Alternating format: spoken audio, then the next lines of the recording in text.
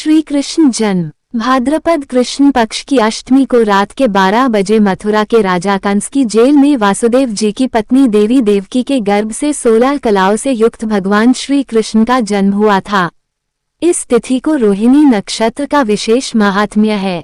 इस दिन देश के समस्त मंदिरों का श्रृंगार किया जाता है। कृष्णावतार के उपलक्ष्य में झांकियां सजाई जाती है। भगवान कृष्ण का श्रृंगार करके झूला सजाया जाता है। स्त्री पुरुष रात के 12 बजे तक व्रत रखते हैं। रात को 12 बजे शंख तथा घंटों की आवाज से श्री कृष्ण की जन्म की खबर चारों दिशाओं में गूंज उठती है। भगवान श्री कृष्ण की आरती उतारी जाती है और प्रसाद वितरण किया जाता है। प्रसाद ग्रहण कर व्रत को खोला जाता है। कथा। द्वापर युग में पृथ्वी पर राक्षसों के अत्याचार बने लगे। पृथ्वी गाय का रूप धारण कर अपनी कथा सुनाने के लिए तथा उद्धार के लिए ब्रह्माजी के पास गई। ब्रह्माजी सब देवताओं को साथ लेकर पृथ्वी को विष्णु के पास क्षीर सागर ले गए। उस समय भगवान विष्णु अनंत शैया पर शयन कर रहे थे।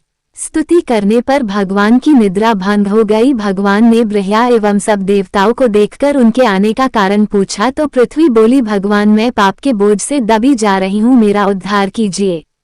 ये सुनकर विष्णु बोले, मैं ब्रज मंडल में वासुदेव की पत्नी देवकी के गर्भ से जन्म लूंगा। तुम सब देवतागण ब्रज भूमि में जाकर यादव वंश में अपना शरीर धारण कर लो। इतना कहकर अंतर ध्यान हो गए।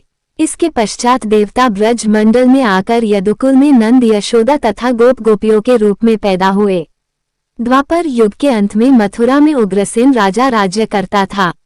उग्रसेन के पुत्र का नाम कंस था। कंस ने उग्रसेन को बलपूर्वक सिंहासन से उतारकर जेल में डाल दिया और स्वयं राजा बन गया। कंस की बहन देवकी का विवाह यादव कुल में वासुदेव के साथ निश्चित हो गया।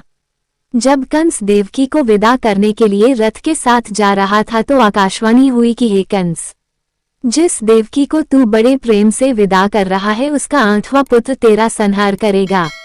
आकाशवाणी की बात सुनकर कंस क्रोध से भरकर देवकी को मारने को तैयार हो गया।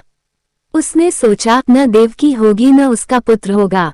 वासुदेव जी ने कंस को समझाया कि तुम्हें देवकी से तो कोई भय नहीं है। देवकी की 8वीं संतान मैं तुम्हें सौंप दूंगा। तुम्हारे समझ में जो आए उसके साथ वैसा ही व्यवहार करना। कंस ने वासुदेव जी की बात स्वीकार कर ली और वासुदेव देवकी को कारागार में बंद कर दिया। तत्काल नारद जी वहां पहुंचे और कंस से बोले कि यह कैसे पता चलेगा कि 8वां गर्भ कौन सा होगा, गिनती प्रथम से या अंतिम गर्भ से शुरू होगी। कंस ने नारद जी के परामर्श पर देवकी के गर्भ से उत्पन्न होने वाले समस्त बालकों को मारने का निश्चय कर लिया।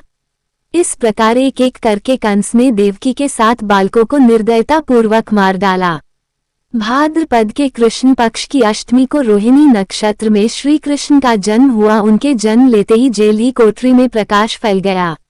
वासुदेव देवकी के सामने शंख, चक्र, गदा एवं पद्मधारी चतुर्भुज भगवान ने अपना रूप प्रकट कर कहा, अब मैं बालक का रूप धारण करता हूँ, तुम मुझे तत्काल गोकुल में नंद के यहाँ पहुँचा दो और उनकी अभी अभी जन्मी कन्या को लाकर कंस को सौंप दो। तत्काल वासुदेव जी की हथकड़ियाँ खुल गई।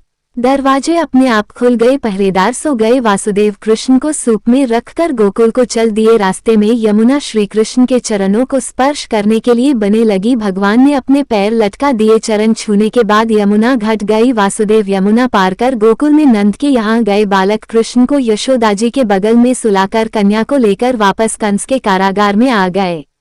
जेल के दरवाजे पूर्ववत बंद हो गए। वासुदेव जी के हाथों में हथकड़ियाँ पड़ गई। पहरेदार जाग गए। कन्या के रोने पर कंस को खबर दी गई। कंस ने कारागार में जाकर कन्या को लेकर पत्थर पर पटक कर मारना चाहा, परंतु वो कंस के हाथों से छूटकर आकाश में उड़ गई और देवी का रूप धारण कर बोली, हे कंस, मुझे मारने से क्या लाभ? तेरा शत्रु तो गोकुल में पहुंच चुका है। ये दृश्य देखकर कंस हतप्रभ और व्याकुल हो गया।